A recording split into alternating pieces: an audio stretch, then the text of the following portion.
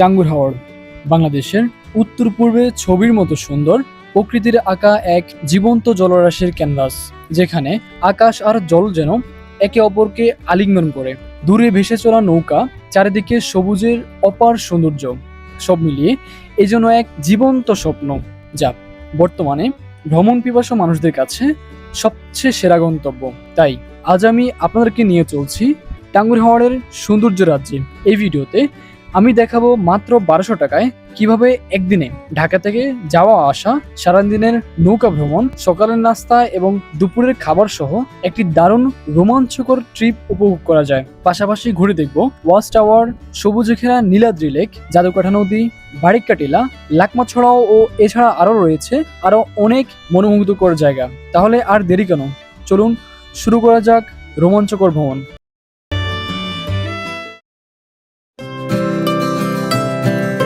আমাদের এইবারের যাত্রায় আমরা যাচ্ছি রাজধানী ঢাকার সায়দাবাদ বাস টার্মিনাল থেকে রয়্যাল এই নন এসি বাসে করে।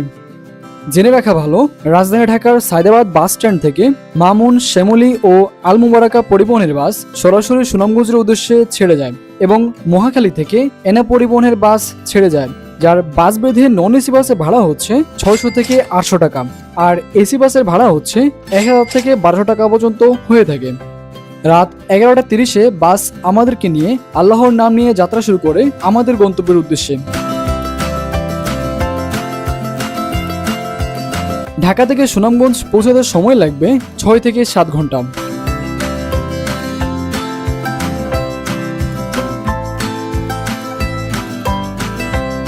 ভোরের আলো ফুটতেই ঘুম ঘুম চোখে চোখ মেলে দেখলাম রাস্তার দুই পাশে পানি থই থই করছে। বুঝতে আর বাকি রইল না, আমরা প্রায় এসে পৌঁছে গিয়েছি আমাদের সেই স্বপ্নের হাওরের খুব কাছে।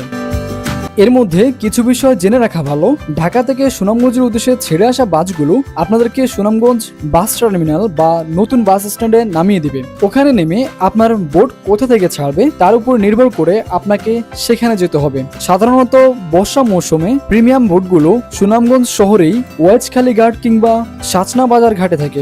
আব্দুল জোহর ব্রিজ থেকে লোকাল সিএনজিতে চোখে জনপ্রতি 50 টাকা ভাড়া দিয়ে সরাসরি সাচনা বাজার ঘাটে যাওয়া যায়।